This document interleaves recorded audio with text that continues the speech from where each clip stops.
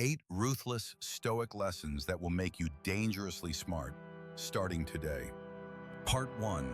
Awakening Call. There are truths so ruthless that once you dare to look at them directly, your life is never the same again. They don't arrive like thunder. They arrive like a breath you didn't notice, light, cold, and precise enough to shake the entire world inside you. I remember the moment it happened to me. An ordinary afternoon, sunlight resting on the street like a thin cloth. Everything seemed fine, work stable, enough friends, a peaceful life. But then a single passing comment, neither harsh nor loud, touched a place inside me I thought had already healed. And I realized, pain doesn't come from the world, but from the way we see the world. We grow up inside beautiful stories, that life is fair, that people are kind, that hard work is the key. But when we step into the real world, those stories evaporate like mist under the sun. You begin to see things others don't. The motives behind the smile, the cracks behind the compliment, the subtle shifts in emotion you once ignored. And in that moment, you learn something no one ever taught you. Ordinary intelligence helps you solve problems, but another kind of intelligence, more dangerous, quieter, helps you see through them. Dangerous intelligence. Not the sharpness used to manipulate others, but the clarity so deep that no one can manipulate you. It makes no noise. It doesn't display its power. It's like a silent beam of moonlight falling on a dark lake, illuminating every ripple beneath the surface. You begin to see your ego running. You see every illusion you've clung to. You see the small shadow inside everyone, including yourself. And strangely, that seeing doesn't frighten you. It frees you. Close your eyes for a moment. Listen to your own breath. Somewhere in the empty space between two breaths, you will feel a door opening. Behind it is not theory, not philosophy, but the deepest room of the mind, where all illusions dissolve, where you stop running. Night and light stand next to each other. Water flows, darkness retreats, and truth, ruthless as it is, calls your name. You are about to step into a place not everyone dares to enter. A journey that doesn't take you elsewhere, but takes you back to yourself. If you're ready, we will continue. From here on, everything changes. Quietly and deeply. Part 2. Deep Stoic Understanding. There is something strange that we humans rarely notice. Most of what we do does not come from logic, but from emotional currents buried deep beneath consciousness. We think we decide with our minds, but the truth is the opposite. Emotion decides first. Reason writes the report afterward. It's like an underground river. You only see the calm surface, but beneath it, the water is swirling with a force no explanation can match. I once met a man in Austin. He told me he signed up for an expensive fitness program because it was scientific, effective, supported by great coaches. Everything sounded logical. But when we sat longer, when his voice softened, when the silence between sentences grew deep enough for truth to rise, he admitted he had just gone through a divorce. He wasn't buying a course. He was buying the feeling of being seen again, of touching life, of having someone care. Logic was just a masked emotion put on so it wouldn't get caught. If you observe long enough, you'll see you've done the same. Buying things you didn't need, staying in places you didn't want, choosing people who didn't fit. All because an unhealed emotion was guiding your hand. We all think we are rational until we look back at our choices and realize how long a wounded heart had been driving us. Emotion is water, flowing quietly, persistent, finding every crack logic fails to seal. Until you see this, you are not truly free. There is another ruthless truth. Humans always act in their own interest. Not because they're selfish, but because it is natural. A tree leans toward the sun, not because it hates the shade, but because light is what allows it to live. Humans are the same. I once knew a woman in my neighborhood. Everyone said she was kind. She organized little events, brought gifts to every home, remembered every child's name. Her warmth felt like it wrapped the entire community.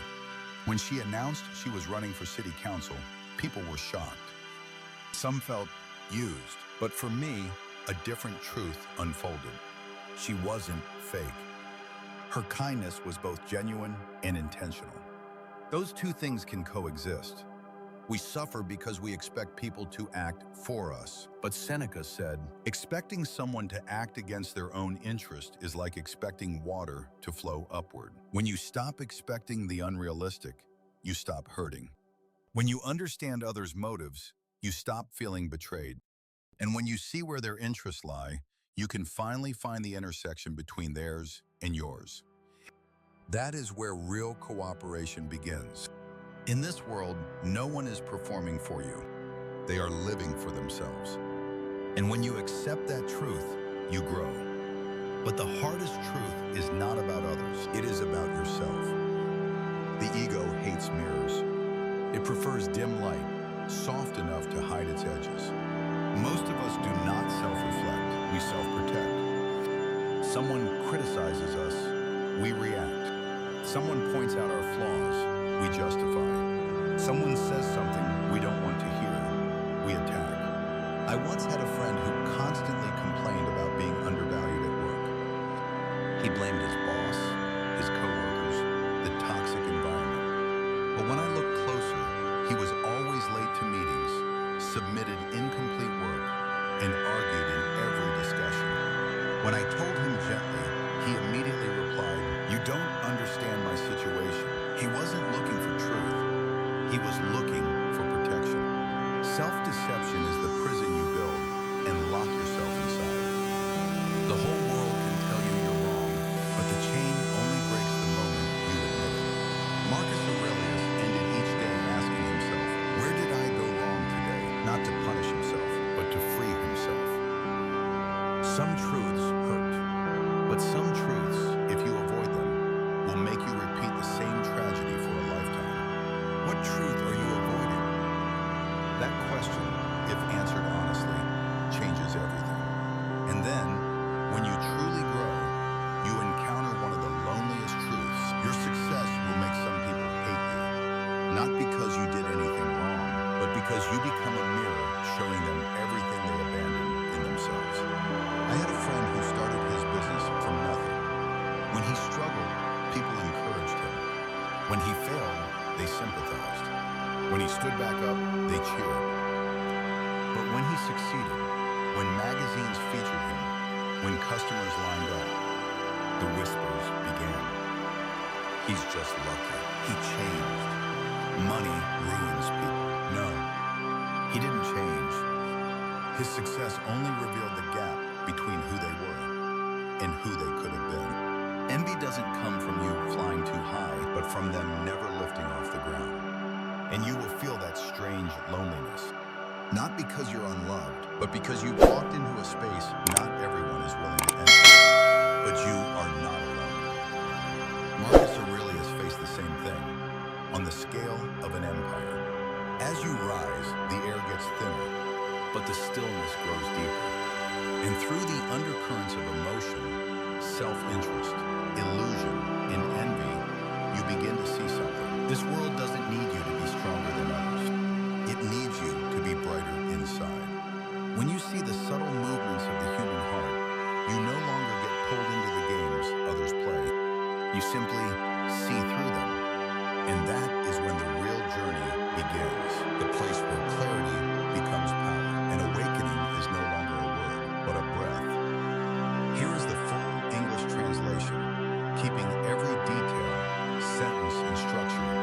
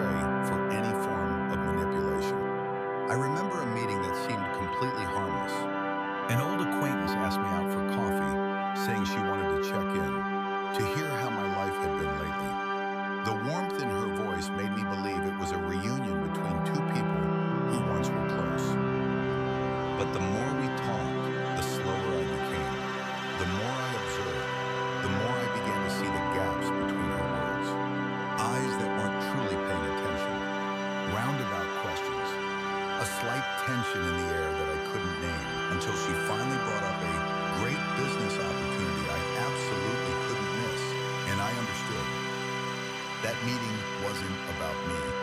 It wasn't about friendship either. It was a transaction wrapped in emotional gift paper. In the past, such disappointment might have made me sad, but that day, it didn't. I simply saw clearly. And when you see clearly, you no longer get hurt. You no longer think you are more important than you actually are. You no longer assign to others a meaning they do not carry. You simply see the motive beneath the words, beneath the smile, beneath the polite mask that society always wears. People are always selling something, not just products or services. Some people sell impressions. Some sell their victimhood. Some sell friendship in exchange for benefits. Some sell morality to cover their deeper needs. And when you see through that camouflage, you are no longer swept away by their story. This transparency does not make you cold. On the contrary, it makes you more compassionate because you know every behavior is born from a desire, whether it is lack, hurt, or ambition. You don't judge. You are just no longer naive. And that is where freedom begins. What truly makes you stronger is when you learn to read people through patterns of behavior, not promises. Humans are very good at using language the way birds use feathers, to attract. Beautiful words create a quick impression, but behavior is the only truth that endures. I once worked with a man who was incredibly smooth with words. He promised a lot: vision, opportunities, sharing, loyalty. But in the small things, being late by a few minutes, changing his stance without notice, avoiding responsibility, I saw that something was off. I just didn't want to believe it. Faith can blind you more than darkness. And like any story that doesn't get listened to from the beginning, the ending wasn't pretty. He negotiated behind my back to seize ownership of what we had built together. But when the truth came out, I realized it had never been hidden. It was only ignored by me. People always reveal their essence in the smallest things. Someone who breaks small promises will break big ones. Someone who badmouths others in front of you will badmouth you when you turn your back. Someone who belittles other people's success will resist your success. Someone who doesn't respect small boundaries will destroy big ones. Water reveals the shape of rock, and behavior reveals the shape of the heart. When you trust patterns, you no longer hand your soul over to words. You are no longer stirred by compliments, nor trapped by promises. You become impossible to manipulate. Not because you are hard, but because you are clear. Then comes a time when you must face the prison most people don't realize they are locked in. Comfort. Comfort is very sweet. It doesn't come like a storm. It comes like a soft blanket wrapping around you, dulling every sharp edge you once had. It makes you believe that peace is the absence of conflict and challenge. But false peace is just procrastination decorated with pleasant feelings. I once knew a talented engineer. High salary, light workload, flexible hours. Things were so good that he forgot one truth. Human beings are not made to stand still. 3 years later, he felt lost in the very job he once loved. Not because he had changed, but because he hadn't changed at all. A sword left sheathed will lose its edge. Sharpness is not born from comfort. It is born from fire. When you avoid difficulty, you are avoiding your own growth. When you are afraid to start a new project, afraid to say what needs to be said, afraid to learn what scares you, you are accepting life inside the safe box society has drawn for you. But that box is not a home. It is a cage. And you deserve more than that. The Stoics understood this better than anyone. They didn't deliberately suffer because they liked pain. They practiced intentional discomfort to remember that they were bigger than fear, stronger than laziness, and freer than the limits the mind invents. When you step out of your comfort zone, it is not life that changes. You change. And when you change, life can no longer mold you back into the old shape. All these insights